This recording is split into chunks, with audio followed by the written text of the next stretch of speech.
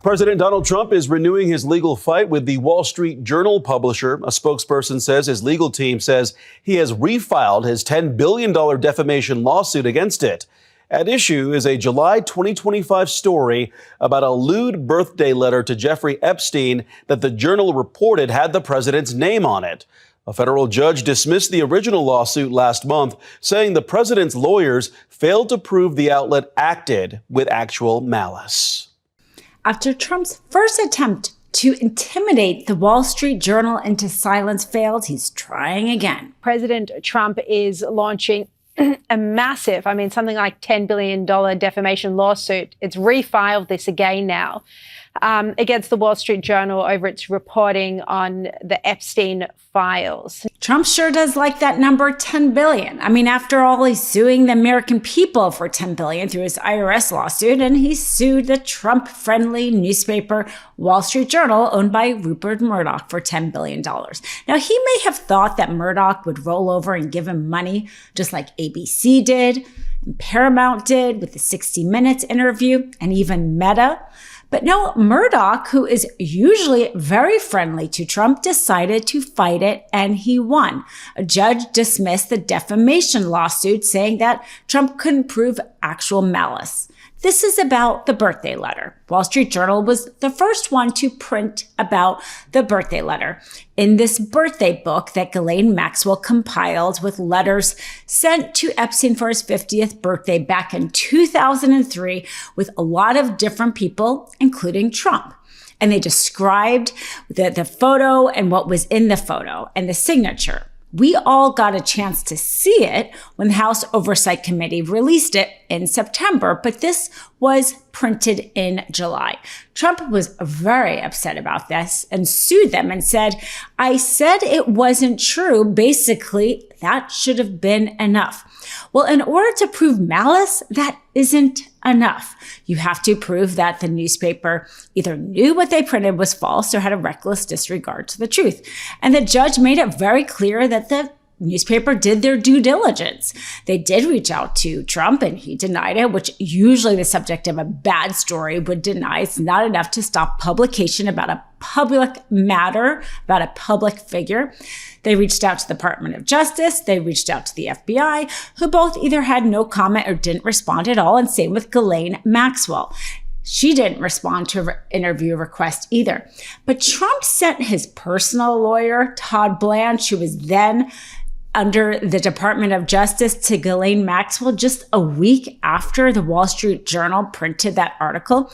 Ghislaine Maxwell said that she didn't remember Trump sending in that letter. And sure enough, that piece of information has shown up in this lawsuit. So if all of us at the time sure felt like Todd Blanche was going there, not on behalf of the American people, but on behalf of Trump, here's Exhibit A, because that testimony is being used to Trump's benefit to try to get $10 billion out of Murdoch's Wall Street Journal. But that's not even going to be enough in order to overcome malice, because she said that to Todd Blanche a week after it was published. It's not as if she said it before. So it seems like it's maybe not even about whether or not he's going to win this, but he wants this to be in the public record. He wants this to be printed, that Ghislaine Maxwell denied that Trump sent in the letter. What we do know is that Todd Blanche was doing Trump's bidding, because Trump has sure enough used this information to try to benefit himself.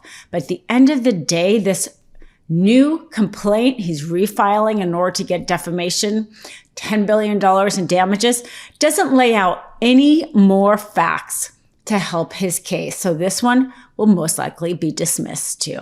Overall, the Wall Street Journal, in my view, is an excellent publication. I particularly enjoy its editorials. But why is the president suing the media? He's got the biggest platform in the world. He can have his say.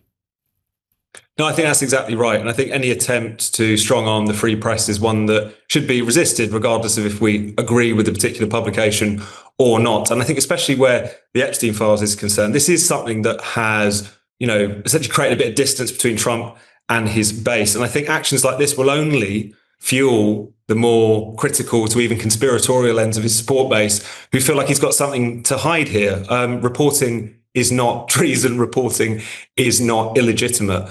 And I think Trump would be much better served to, as you say, use his bully pulpit, use his position to make his own claims, push back if he wants to, if he feels things are unfair. This just reeks of trying to squelch stories which are uncomfortable for the sitting president, and that's not going to do well for him, I don't think.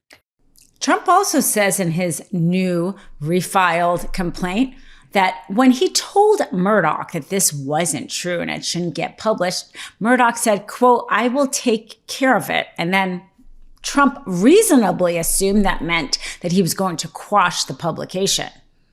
Does this mean that perhaps Murdoch has some sort of ethics and principles, at least a shred of them? Perhaps even more so than ABC and CBS, who capitulated in this upside down world where you really never know who's willing to stand up to Trump and when. It seems that Murdoch wasn't willing to stop the publication of a story that his reporters believed was accurate. The judge says Mr. Trump's claims came nowhere close to meeting defamation standards for a public figure, but he's giving the president 2 weeks to refile his complaint.